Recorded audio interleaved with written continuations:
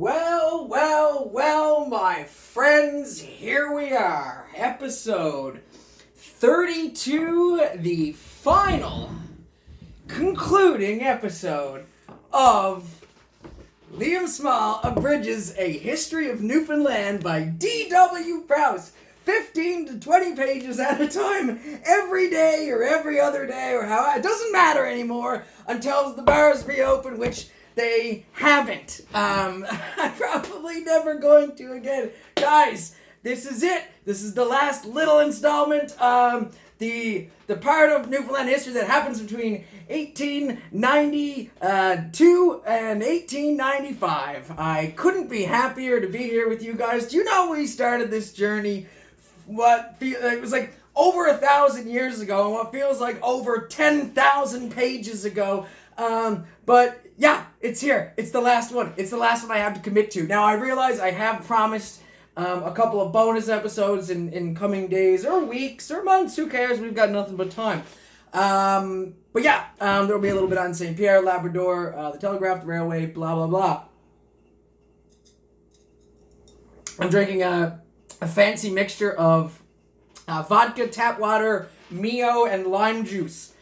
If you're not sure how to make that, you mix vodka, tap water, Mio, and lime juice. It's very middle of the road.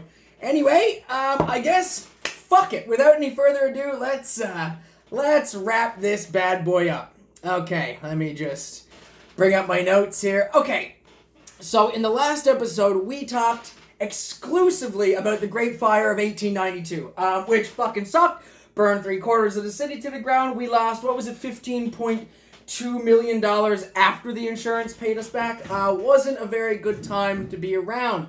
Yeah, not a good time. And now, in today's episode, we're going to cover the last 3, 4, 5 years up until then. And I believe this will be a shorter episode because there's only, fucking couple pages left. And I'm not reading the appendix. Haven't done it once. Not going to do it now.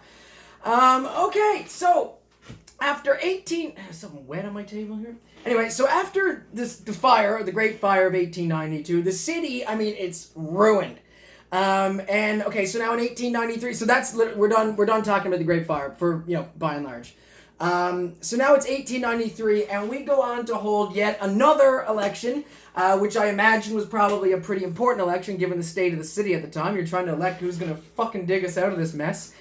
So it was a big one. And on top of that, it was the most stubbornly contested party fight in our annals. So it was a hot one. I guess it got dirty. Maybe there was mudslinging. More political theater, maybe, I don't know. But honestly, it was contested and a really hot one because maybe for the first time in history ever, we had too many good candidates. There were too many qualified candidates that it was actually a neck and neck tight race in 1893. That was mind blowing in and of itself. What do we got here? So there was the White Way Party and the Opposition Party. Everywhere, they had good candidates. The Conservatives being largely composed of the Mercantile Party. So the Conservative Party was the Opposition Party. The Conservatives being largely composed of the Mercantile Party with a powerful wing of the Catholic or Old Liberal Party. A powerful wing of the Catholic or Old Liberal Party. So there's actually parts of the Liberal Party in this party. Funny to think of the two things as separate or as combined there now anyway, isn't it? So the contest was so keen, the chances appeared so evenly balanced, especially in St. John's, that no one under the Ballot Act could foretell the result. There was no predicting. I don't know if that made a fucking difference back then or not. Mr. Monroe, one of the most able politicians in the island, conducted his own election in the west end of St. John's with immense spirit, leaving no stone unturned, blah, blah. Anyway, the boys were fucking working for it. Goes on to say the merchants use... Okay, so here we go. I just want to make sure I don't miss any notes I made here. Yeah, close race because of competency. White Way Party versus the Opposition, a.k.a. the Conservative Party. It was a remarkable race with... What does it say here? A remarkable outburst of personal abuse, adds DW. Lots of squabbling. bullshit like that. The merchants, okay, so the merchants, the notorious dickheads of our history, the merchants used their influence to the full, and the White Way Party employed the machinery of government to the very utmost extent. Both sides were sure of their own victory, so they both had different tactics. Of course, the party already in power, fucking what's his name, the White Way Party, they used all their resources to do it, and the opposition used fucking just merchant influence, a lot of propaganda, shit like that. The old leaven of prejudice against the mercantile monopolists of a former time has still immense influence on the colony. Can't imagine why we wouldn't trust you after 400 fucking years of it.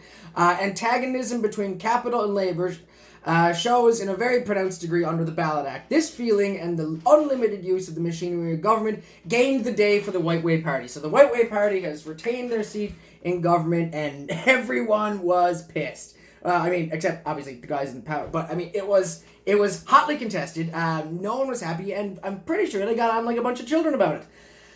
I just want to make sure. Okay, so yeah, they the.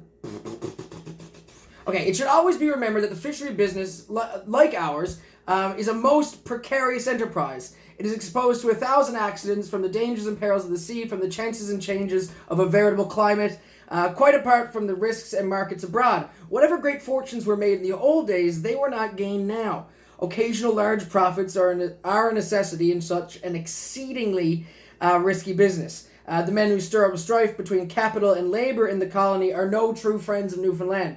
What we require is more money introduced into the colony, more patriotism, and less politics. And I couldn't agree more. I'd like to say that's changed, but there we have it. So even back then, they were saying you need less division between the classes. You need less, infighting and stuff like that. You know, if you button up relations between worker and boss, you know, it's going to do a lot. It's going to do a lot more good for us as a whole than constantly fighting and bickering in between. So DW here actually takes a second to go, guys, we can't be stuck in, pardon me, have a drink, the 1500s about this. You know what I mean? You gotta let sleeping dogs lie at some point, and come to, you know, if it's a common goal, then come together for it. The election campaign of 1893 was marked by a remarkable outburst of personal abuse. I mentioned that. Both political parties vied with each other in keeping up the indecent carnival of scurrility. New word? There was not even a stray gleam of coarse humor to palliate the nauseous dose. Now, again, humor, as far as this book has gone, has been non-existent so far. But anyway, it wasn't funny. It wasn't cool. There was lots of fighting. Great. The bottom. Okay, in the. Yeah. The year 1983 also saw the deaths of R.J. Pinsent, as well as our Roman Catholic Bishop Power. I don't. There's somewhere he scolds everybody for a second. I just want to make sure that if he scolds the government, I wanted to read it.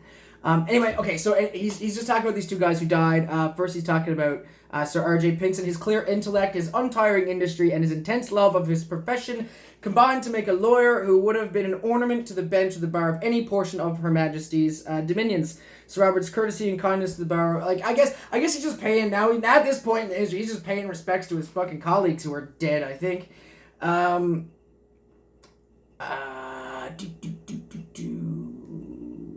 then and he goes on right after that. He doesn't say anything about Bishop Power. He's like, this guy died and he was great. He was a credit to his profession as well as his community. And as for Bishop Power, well, maybe if you don't have anything nice to say, don't say anything at all. I don't know. He literally just kind of stops. Maybe old DW was just a Protestant. The period between 1880. Make sure. Wait now. Okay, so now we're just gonna switch gears for a second. So at this time, there was a lot of negotiating going on in the island. There's a few different treaties that were happening at the time that we were involved in that were all between say Britain, France, us, Canada, the States. You know, just the regular players who've been going on this whole time so far, and we talk about the negotiations. Okay, so the period between 1884 and 1894 was marked by a number of negotiations between other countries. This has been going on for the last little while, before the fire and shit. Besides the Ford Penal Conventions of 1884 and 1885, and other questions concerning the treaty shore and the lobsters, lobsters, I guess, have just come up for what I think is the first time in 32 episodes. We had Washington Treaty of 1888, in which England and Canada were represented by Mr. Chamberlain, MP, and Sir Charles Tupper. Newfoundland by Sir James Winter, KCMG. Don't know what any of these abbreviations. Okay, I've mentioned names this whole time, and there's been letters and abbreviations before all of them, none of which I've tried to learn. The Admiral Reciprocity Treaty was arranged between the United States and Canada and our colony. It was not, however, ratified. The United States treated us in rather a dishonorable manner. They obtained the benefit of a modus vivendi, which is kind of, it's a Latin way of saying just the way things are, or talking about like to talk about the state of coexisting together or something like that, like sharing, like we had a lot of modus vivendi with France on our shores in terms of our coexisting together as two separate countries in one place. So the United States, they obtained the benefit of modus vivendi for 2 years and then repudiated the solemn international engagement. So we're going to, in 1890 we had the modus vivendi about the lobster controversy with France. Again, the lobster controversy, I don't know. That sounds like a B-52's album title to me. 2 delegations sent to England, one from the Patriotic Association consisting of Sir William and Peter Scott and blah, blah, blah, blah, blah, blah, blah, blah, blah, and the other official delegates, blah, blah, blah, blah, and the Honorable Constable Speaker, and followed later on. In the same year, the Honorable R. Bond was sent to Washington to negotiate the Blaine-Bond Reciprocity Treaty. So I guess there's just been some reciprocity treaties going on, and we don't really talk about for something that sounds as interesting as the lobster controversy. So it's I suppose maybe it had to do with the bait fishery with France. Yeah, I know, but the bait fishery they didn't fucking mention lobsters, I don't think. Anyway, which was all just prison food back then anyway, wasn't it? Like, what was the problem with lobsters? Didn't nobody want to eat them? Because they're bottom feeders and shit? Am I wrong? Anyhow, in the same year, Honorable R. Bond was sent to Washington to negotiate the Blaine-Bond Reciprocity Treaty. Okay, so this is kind of stupid. This was a treaty between, so the Blaine-Bond Treaty was a treaty between us and the United States where we went down there and we negotiated the treaty, which was, it's not about what the treaty was about. So we go down to the United States and we negotiate a treaty with the States, because we're our own country, like a colony and stuff. So we go down there, we make a deal, we worked out a deal with the States because the States need us. Their eastern deep sea fishery is starting to wane. They need their seaboard. We have such a good deep sea fishery. Fish are fucking important. We got lots of them. And they got, like, we can get agriculture and stuff from them. And so, we got a lot of it from Canada. But, like, we had something to offer. We had more to offer the States, right? And it seemed like a good idea. We went down to make a treaty. So when we did that, we negotiated it, we worked one out, best kind, fantastic. Then after the whole deal was 100% arranged, Britain, old mother country, at the behest of fucking Canada, I know, sorry Canada, I know, greatest country to be in, I love, Canada, I love you dearly, but like, fucking at the time, Britain, at the behest of Canada, interfered with the decision and shut the whole fucking trade agreement down. And we're going like, why the fuck would you shut the trade agreement down? Like, what's the point? So, like, because there was no excuse. Because before, like, it would have been known. Britain had a chance to fucking come in and shut it down if they wanted to. Like, you know what I mean? Like, we are one of Britain's colonies. Not like they wouldn't have known about it. They had the opportunity. And it wasn't until afterwards that Canada kicked up a stink to Britain like a fucking rat, and then they cancelled the whole thing because, turns out, this was on the eve of an election. And all of this, the whole reason they cancelled our deal with the States was to get Sir John A. Macdonald put back in office. So we were used for no reason as like a political bartering chip because, pardon me, Canada thought that the States would have too much power if they were dealing with us because, like, we would have the better agreement. We were better for the States than probably, like, Canada would be, I guess. Like, whatever it was, our fishery was so strong that Canada didn't want us to have a part to deal with the United States. So they used us as a fucking bartering chip. And it's not the last time that's going to happen. But that happens a little bit after 1895, I think. I don't know, Confederation. So they fucked us, basically. What is it he says here? For the English government to act as an election agent for Canada seems like a very extraordinary... After everything I just explained, I'll say what DW says here. For the English government to act as an election agent for Canada seems a very extraordinary proceeding. Our rights as an independent colony have been made entirely subservient to the political exigencies of the exigencies. I got that first try. Exigencies of the Dominion. Because Canada could not get a suitable reciprocity treaty with the States, so Canada couldn't get a good deal with the States, so we weren't going to get a good deal with the States. And that shouldn't have been the case. Frankly, that's fucking not cool at all. Canada or Britain, for that matter. You know, the only person who's not guilty, and this is us and the States. Nothing did more to stir up a hostile feeling towards the Great Dominion, like Canada, than this interference in our affairs. A conference met at Halifax, Nova Scotia in 1893 to endeavor to arrange in an amicable manner matters between the two colonies. And one of our demands was, of course, hey Canada, butt the fuck out of our the Blaine Bond Treaty or whatever, right? Like, just withdraw all your fucking argument with that. Totally. And matters can remain in status quo. Canada has a considerable trade with Newfoundland, but our colony sends very little produce to Canada because, soil's fucked. Not much you can do with it. She is not one of our consumers, but our rival in the fish trade. Our great market of the future lies in the United States, right? So, because, Canada's got, in Nova Scotia, they've got lots of waters around them and stuff like that. So we were not as good to them as they could have been, like a rival. You know what I mean? Anyway, you think we would have been better off as friends, right? Like, why make an enemy out of us if we were your competitor when we could be buds? Again, are you worried that Newfoundland is going to get the fucking upper hand? Like, what, were you ever worried we were going to turn into Morocco? Come on. Or Luxembourg or whatever? Not going to happen. Morocco. Yeah, that wasn't right. Luxembourg. What does it say here? Yeah, okay, so we have immense advantages to offer the Americans in pursuit of their own bank fishery. We are not like Canada, rivals of the States in manufacturing and agriculture. America, from its position and its immense population, is our best customer. And here's the other kicker. Every other West India, part of the West India company, and part of the colony, basically, every other one of the colonies are allowed to trade with the United States except us. Like, and DW says here, why should we be alone? Why should we be forbidden to carry on our trade in a way which is most beneficial to ourselves when everybody else can do the fucking same thing? Why? Because Canada kicked up a stink so one guy could get back in office again? You fucking... That's not cool. Here we go. DW. The position of the British government on this subject was rather undignified. The points of our case against both Canada and the British government are very clearly set forth in the resolutions proposed by the House of Assembly, blah, blah, blah. That's in the appendix, which I'm not reading.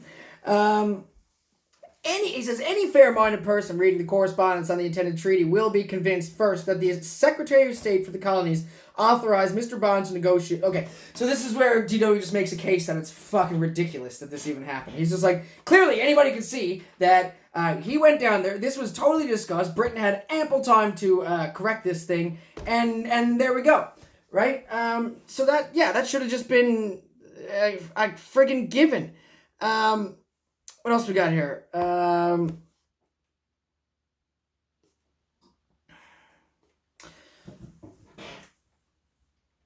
Sending Mr. Bond again to Washington after hearing Canada's objections could have only one meaning and intention, because the Imperial government, notwithstanding Canada's objections, proposed to allow Newfoundland to carry out the proposed convention, and this is further proved by the dispatch from the colonial... So just saying we were allowed to do it, this is all fucking proven.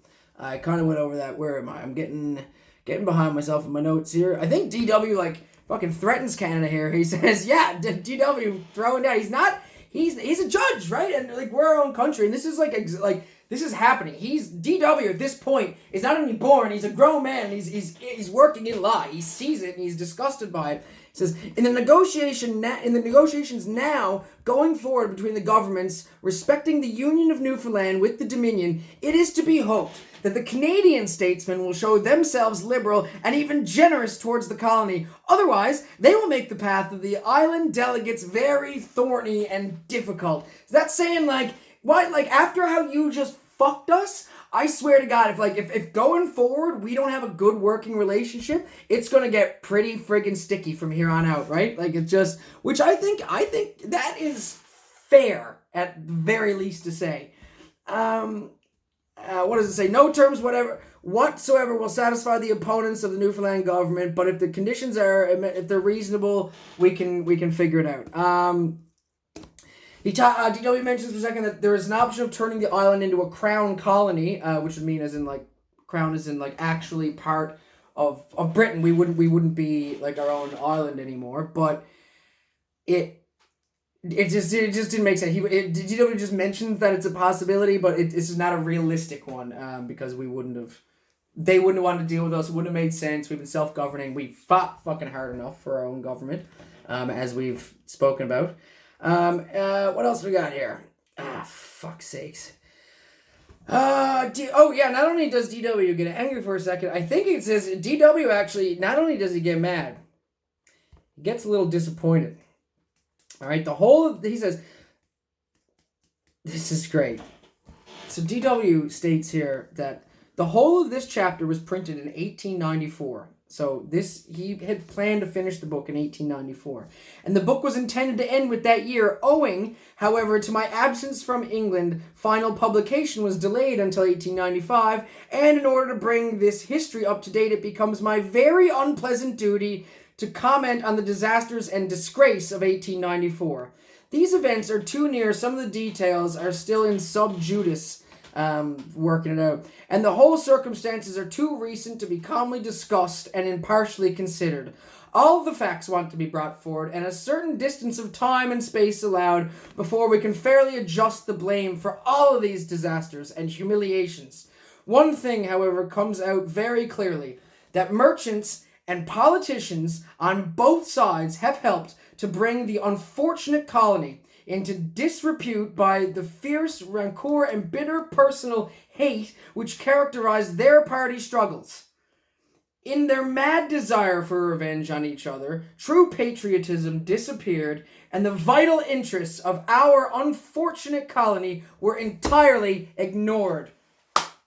Wow, that's a fucking spanking from the Prowse man. That is no slap. That's a slap in the face. A well-deserved slap in the face.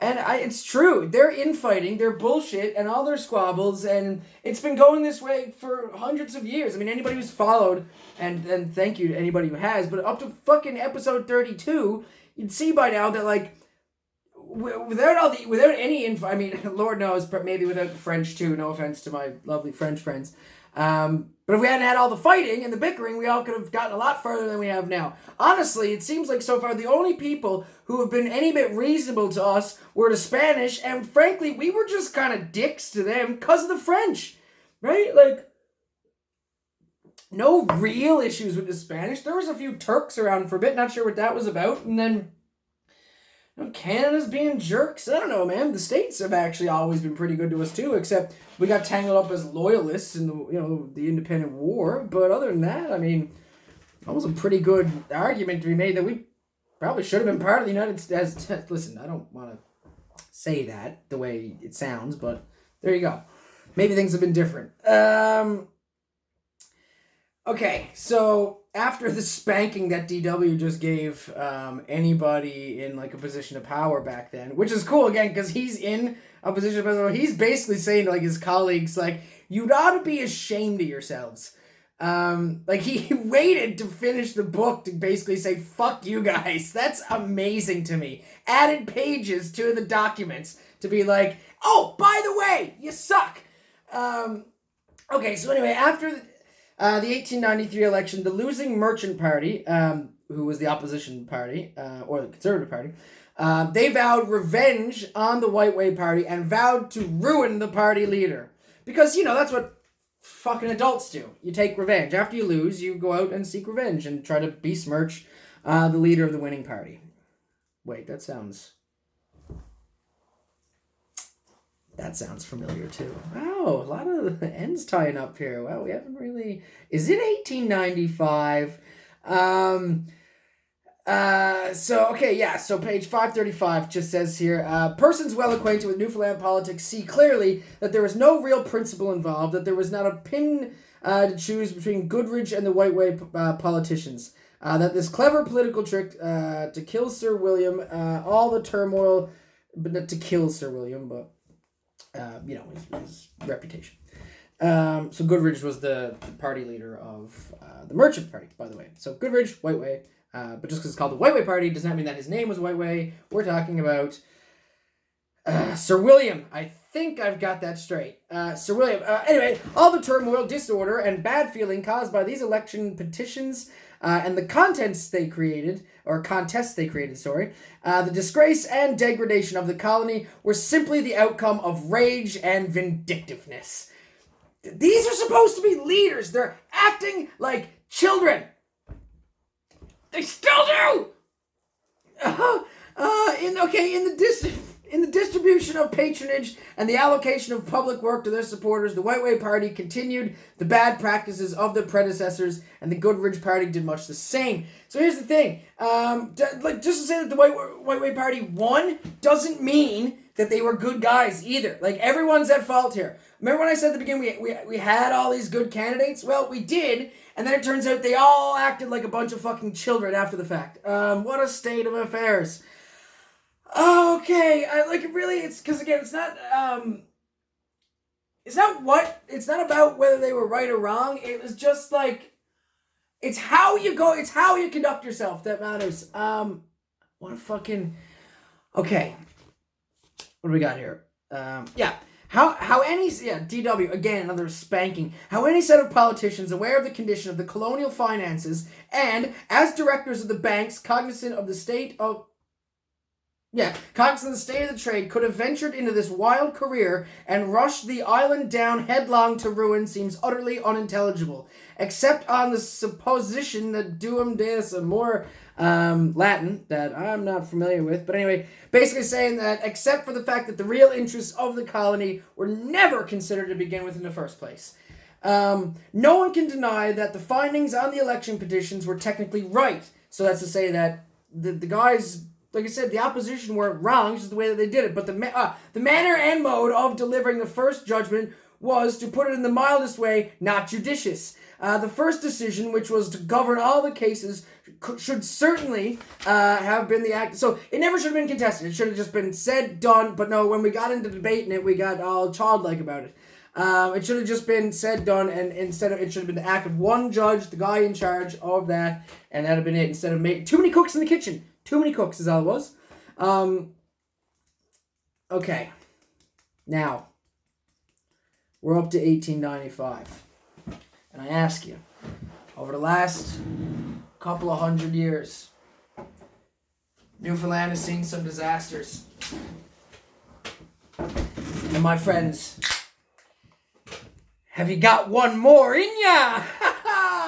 Let's get fucked financially! Okay, one more disaster states here that our successive disasters, the fire of 1812 and the jarring of the political factions, seemed enough to fill up the cup of our woe. But worse was in store for us, for we call it the fatal Black Monday, the 10th of December, 1894. Up until that point, Newfoundland credit had a pretty good rating.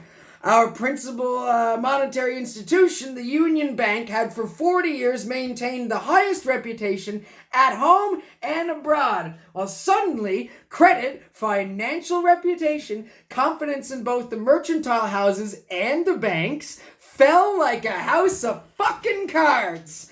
For several days we were we were the most distracted country in the world. A community without a currency. The notes and banks had been the universal money of our colony, circulating as freely as gold on Saturday, on Monday, degraded to worthless fucking paper. It's almost like they put a whole bunch of their money and stock in a fake credit system, and then when everything went tits up, God, is it getting warm in here? When everything went tits up, everybody lost all their shit because, the banks overinflated. Okay. It's almost like a bubble burst or something. Is that, okay. We got 2 pages left. Oh, God. The death of a commission merchant. This is what half of it wrote on. The death of a commission merchant. One fucking guy in London, which is just like that guy where they were supposed to meet up and trade with the Beathic all those years ago. That one guy showed up too early and fucked it up for everybody. The death of a commission merchant in London disturbed nearly the whole monetary affairs of the colony. If his executor had gone on accepting, probably the crisis might have been postponed for some months. The only excuse that can possibly be alleged for the directors of the banks, their large borrowings and crass mismanagement, was that, like McCabe, it's an analogy I'm not going to know, but like some jackoff, they were waiting for something to turn up. Some rise in the fish markets or some other lucky chance that would lift them out of the mire of insolvency. Which again is what we went back to saying at the beginning of the episode, where we have a fish market. It's volatile. The market is volatile, yet you can't keep jacking everything to fuck right up. It's going to pop if you don't eventually have some major windfall. All of our prospects still All of our prospects still seem black and gloomy, and in most countries, such disastrous events could have but one result: irretrievable ruin. The prospects of Newfoundland, however, cannot be judged by outside standards. Once before, in 1817, she suffered far more severely and rose again. May we not, therefore, reasonably hope that Newfoundland and her bold and adventurous sons will once again emerge from her present unhappy condition is the word that was there. Oh, it was so heartfelt that I fucked up the last word. Her unhappy condition. So we've risen up before. We can do it again. We did. And then we fell. And we did. And then we fell. And I think maybe, if I'm not mistaken, we're flat on our fucking face right now. Populations that live by the sea and earn their bread upon its treacherous waters are always liable to dire disaster. But the same spirit that leads them to face the dangers of the troubled waves nerves them also with a spirit to rise again from calamities that would forever daunt the courage of a landsman. I think this is important. I think this is the greater... Save the best for last, DW did. And I think